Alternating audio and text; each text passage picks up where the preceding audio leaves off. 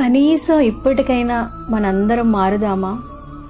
తులం బంగారం కోసం దూరమయ్యే సొంత అక్క చెల్లుల్లారా, ఒక గజం భూమి కోసం కొట్టుకు చచ్చే సొంత అన్నదమ్ముల్లారా, అనవసరమైన విషయాల కోసం మనసును గాయం చేసుకొని విడిపోయే అత్తాకోడళ్ళు ఆడబిడ్డల్లారా, డబ్బు కోసం నమ్మక ద్రోహం చేసే మిత్రులారా, కనీసం ఇప్పటికైనా నమ్మండి, జీవితం చాలా చిన్నది, ఎప్పుడు ఎక్కడ ఏదైనా జరగచ్చు అని చెప్పటానికి నిదర్శనమే కన్నూరులో జరిగిన ఘోర బస్సు ప్రమాదం.